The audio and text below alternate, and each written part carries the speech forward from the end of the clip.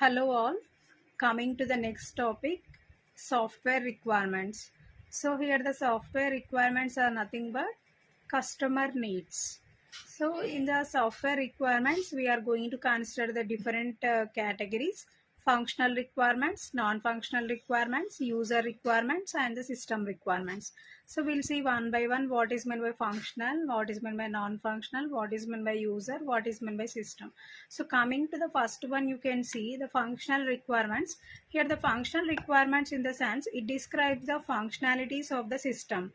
So now you can consider it as an example, online pizza ordering system.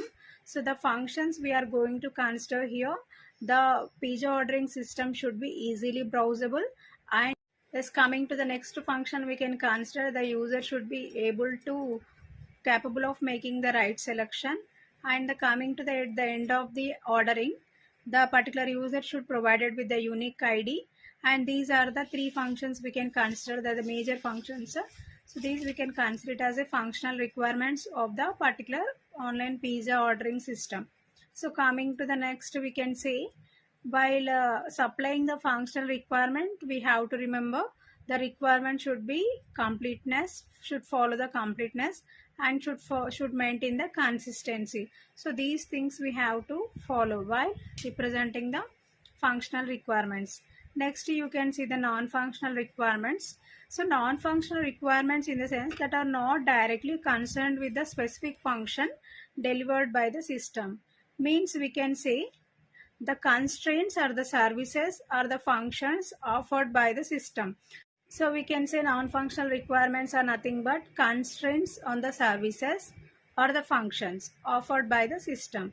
So example, we can say availability of the system, reliability of the system, performance, and the security of the system. So these things we can consider for the non-functional requirements. And the next is, we'll see, there are many reasons for the outcome of non-functional requirements. Like, what is the purpose of choosing non-functional requirements are: the first thing, budget constraints, and the second thing, inadequate user needs, and the third thing, need of interoperability with other systems or hardware systems, and the next, duty safety regulation or privacy legislation, and the next fifth one, strong organizational policy. So with these reasons, we are going to provide the non-functional requirements clearly. So now you can see the non-functional requirement schema, like diagrammatical representation. So you can see here the three considerations mainly: product requirements, organizational requirements, external requirements. So coming to the product requirements, you can see portability requirements, reliability requirements, and the efficiency and the usability. So under the efficiency, you can consider the two things: performance and the space. And coming to the organizational requirements, you can see the delivery requirements, implementation requirements, standard requirements. And the coming to the external requirements, you can see interoperability, ethical issues, and the legislative. In the sense, here we are going to consider the two things: privacy and safety. So this would be the diagrammatical representation for the non-functional requirement schema.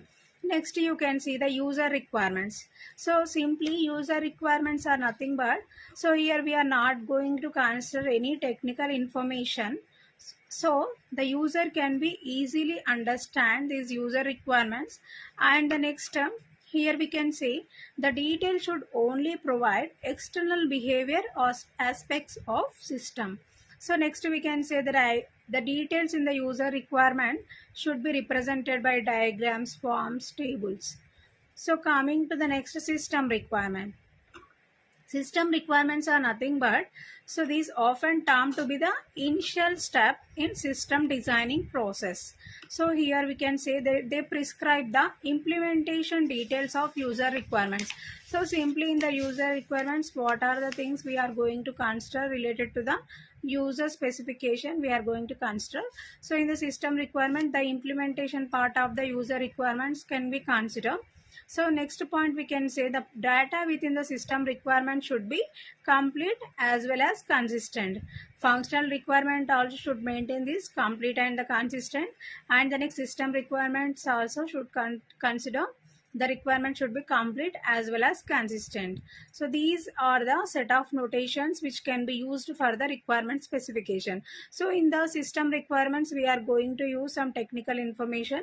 So the first thing we can consider it as the graphical notations, structured natural languages, and the mathematical specification, and the design description languages. So with the help of this, we can represent the requirements related to the system. So while developing the system requirements, the particular person who are going to deal with this requirement should have some technical knowledge related to the system. Yes, that is all about the different types of requirements. So simply we can say four types of requirements: functional, non-functional, user, and the system requirements. So requirements are nothing but customer needs. So that is all about the session. Hope you all understand the software requirements. Please like, share, and subscribe to my channel. Thank you all.